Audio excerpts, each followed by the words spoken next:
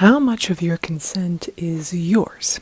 That's the question we're looking at today as we explore self-consent, but consent in general, along with the roles we play. I think there's a connection. And something that really would be a rich thing to explore for yourself as you build that skill of developing greater sense of in relationship to your own self-consent, as well as consent in general, because self-consent is the first step to consent, right? You are getting a sense of what your yes and your no is, and then how that relates to other people's requests of you, right? Especially when it comes to looking at self-consent or consent in general with our exploration around relationship anarchy, which questions normativity, or is anti-normative in a sense, but it allows us to at least question these things. And normativity being what we're taught is just how we ought to be, what should happen, what is considered normal or the norm.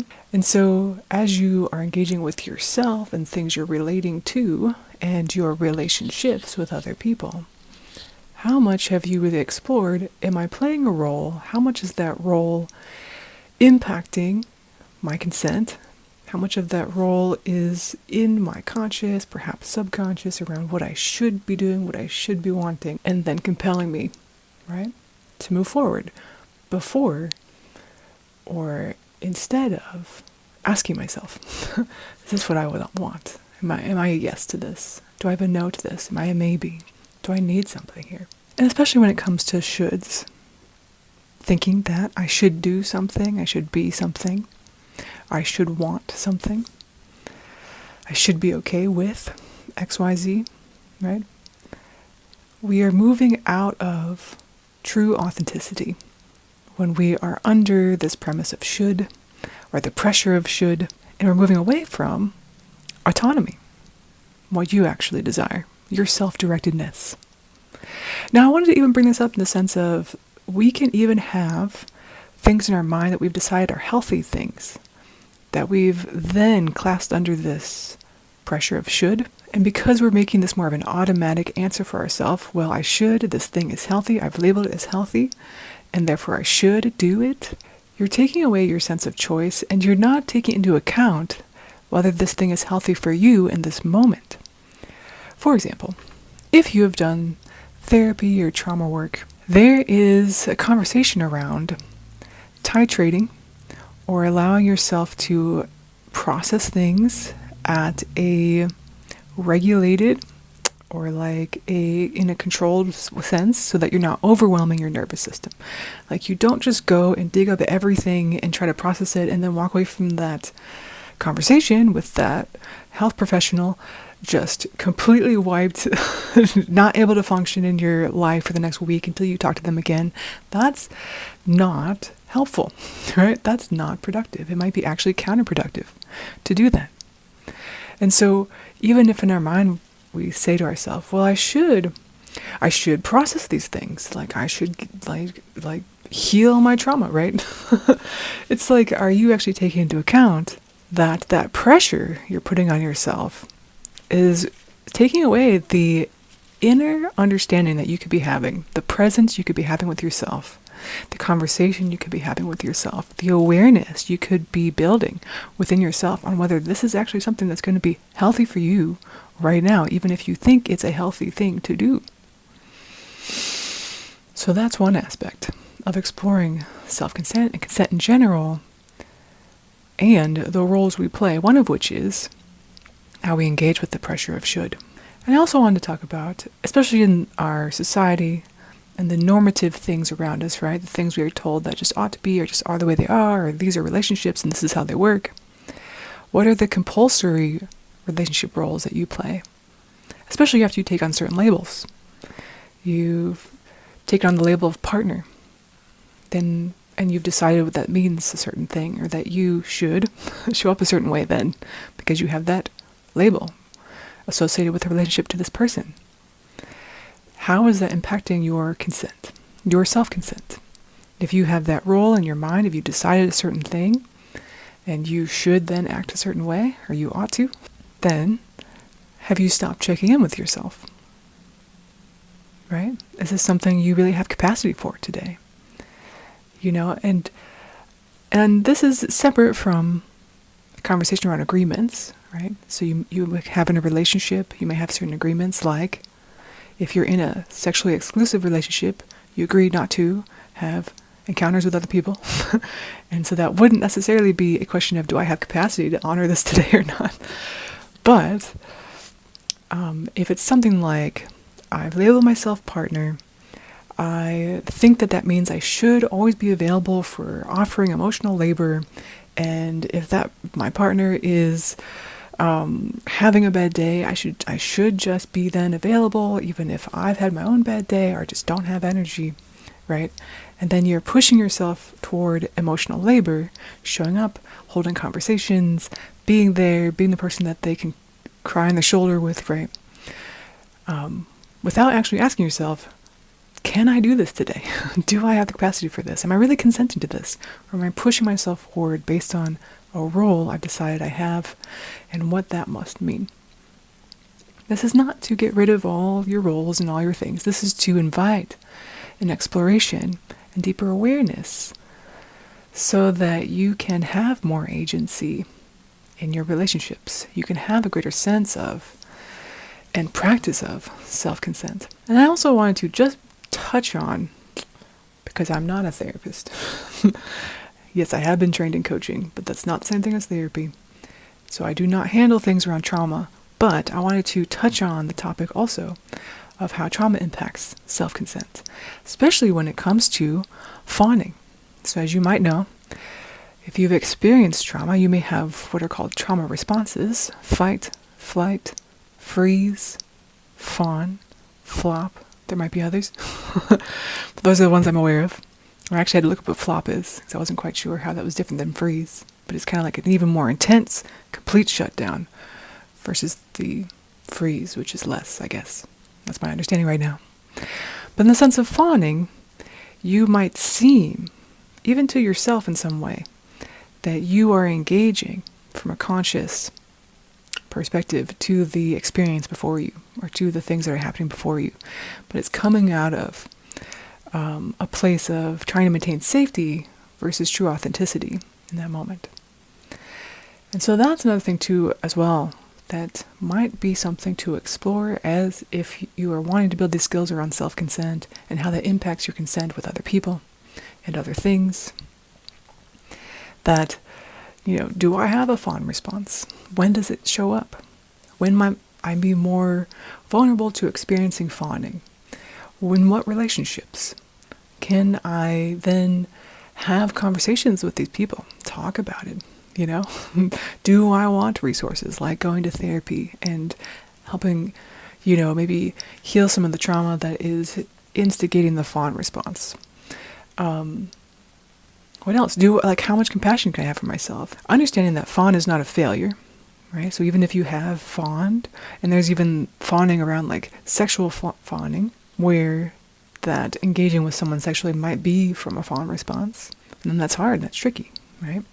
That these things aren't failures. They were a really ingenious way that you survived previous things in your life, right? So always coming to these things, and especially these things around consent, self-consent, it is not a black and white thing. It is very complex, that coming from a place of self-compassion and curiosity. And I actually, as I was exploring this idea around fawning and consent and self-consent, I found an interesting article from a therapist. I don't know her, but I can link it in below. But I liked that she had some ideas of how to sort of reclaim that sense of ownership for yourself, and how to, begin practicing things like setting boundaries or being more honest, in certain conversations. And the thing is, you can take this in steps, right? Like the first step might be, hey, I fawn always in this one scenario, and that because it feels really intense and threatening. But so you don't have to necessarily pressure yourself to not fawn in this one thing you've always fawned in, right? You could go, okay, over here, sometimes I say, yes when I really mean no, but this is a lot less threat than this other experience or this other scenario or circumstance that I have. So here I can try saying no, or saying, hey, I'm going to think about it. Or, like you're building up your skill of speaking your truth into reality, speaking your truth out loud, allowing it to impact another person. Because your lack of doing that is impacting you. So self-abandonment, even if it's not to the level of fawning, is impacting you. When you say yes to something, you're saying no to something else. If you're saying yes to something you don't actually want, you're saying no to the thing that you do want. And that can build resentments over time. And so this whole conversation around self-consent, because self-consent is the first step towards any consent. Like you understanding within yourself, what do I want? Is this okay with me? Is this not okay with me? Am I willing to do this? You developing this relationship with yourself is always the first step, in my opinion. But I will say, too, that it's like I can have the tendency to see things that I want to work on, and then I go do that kind of in isolation. I come back to relationships, and then, but I don't think that necessarily has to be the way, or is even the healthiest way, because you can both be working with yourself on building that relationship with yourself while you're also engaging with relationships. And that's because I remember I saw somewhere this idea that you can't heal relational wounds on your own, right? Like in isolation, like you heal relational wounds in relationship to others. And so that's, something I'm working on too. It's allowing the messiness of that, right? Not having to go away and heal and then come back more perfected or whatever. We're all human, including this person you're seeing on the screen. And yeah, so that's something I'm kind of excited about. Giving myself permission, consenting to the messiness that is relationships. Consenting to the messiness within me that gets triggered in relationship. Like how much more compassion can we be developing as we build these skills of self-consent? And I don't know if it is in itself a skill or what it is. Like I call it a skill and a practice, but there are, like I showed that wheel of self-consent skills before that, I might be saying it wrong, I might be thinking of it slightly off, but that's okay. This principle of self-consent and the skills we need to practice it, to engage with it. Yeah, so essentially, I just wanted to offer this as a discussion around what roles do you play? Partner, daughter, son, parent, friend, lover, all these things, right? Like these are roles. And then also, I wanted to briefly touch on too, that it might be interesting to explore as well, especially if you are exploring how trauma responses may be impacting your consent. That there is also the Karpman drama triangle, which I think is kind of, I don't know if it's a trauma response, right? But it's a thing that we get stuck in around drama, like when we're having relationship drama, where we take on a certain, I don't know if it's a role, but it's a way of being, right? You're the persecutor, maybe someone coming on strong, angry, aggressive, judgmental. You can be taking on the perspective of the rescuer, someone who's appearing self-sacrificing, overly helpful, maybe extending yourself too much, or the victim, right? Can involve levels of like manipulation, helplessness, blaming others, right? And so how does this also impact your self-consent? Like, am I in one of the elements of the drama triangle? Is this actually what I want to be doing, right? And I have experienced that, where I think I would take on rescuer a lot. I would move into that role or that whatever in relationships. I'd be over-functioning. Then I would get resentful because I wasn't actually doing it from a place of desire, authenticity, honesty, but from a place of thinking that I had to do this. I felt compelled, right, to show up in that way. So yeah, and I will also touch on the fact that if you find yourself given to being in this drama triangle, you've likely attracted also people who are in other elements of that. So this can be a hard thing in relationships to begin to make changes and shifts in how you're showing up, because it disrupts what has been created as the normal dynamic, right? So know that as you do this, you may find more drama or different conflicts that may come up in relationship because the normal flow of things is being disrupted. That's okay. That's great. That's healthy. That is sometimes it's really needed to even make changes in relationships that maybe aren't ones you want to be in or in this certain way. Conflict will arise.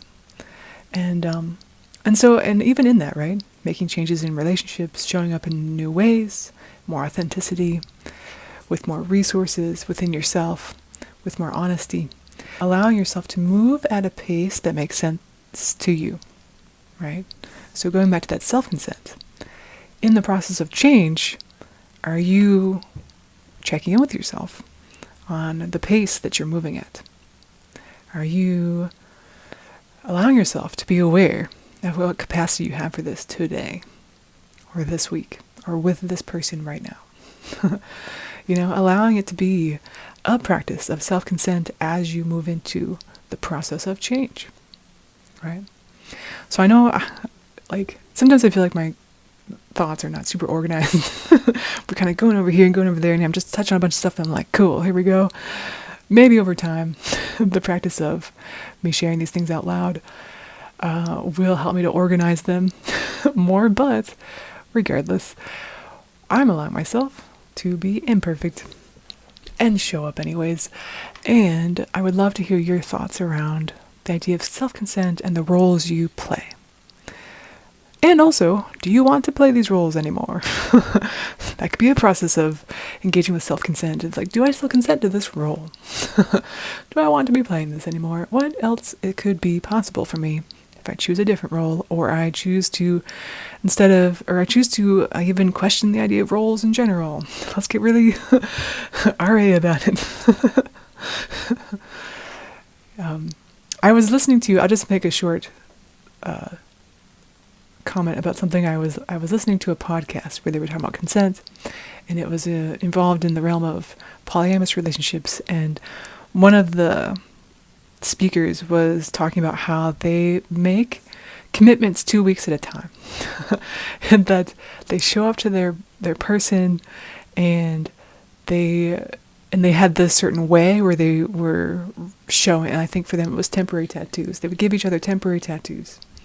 And it was a way of saying, hey, I'm committed to this for the next 2 weeks. Like, this both provides some level of freedom and autonomy, as well as something that can, at least in a fluid and temporal sense, create a sense of security as well. Or showing that I'm making that commitment. But from a place of agency, right? RA, or relationship anarchy, is not about not having commitments at all, never, right? It's very much you making that choice from your full self. And so this exploration around self-consent and roles helps us to develop that full self. Gives us this ideas to be thinking about. Hopefully inspiring more awareness and allowing and inviting more of your full self into each moment, each relationship, each time that you are giving your consent. Okay, let me know. I want to know what your thoughts are about this. And we'll talk about more things. Wait, we gotta have a dance break. I remember this every other video. Maybe every other time we'll do a dance break. I always put the music on afterwards, so I have no idea if my movements are actually lining up with the music I choose in my editing program. We shall see. Yeah. Oh, another thing was I was going to, perhaps the next time, perhaps later on, I wanted to talk about self-consent or consent in general and delayed processing for those of us who are neurodivergent. Yeah. Okay. Come back here. Join me on this channel as we talk about things. Become a fellow sovereign adventurer.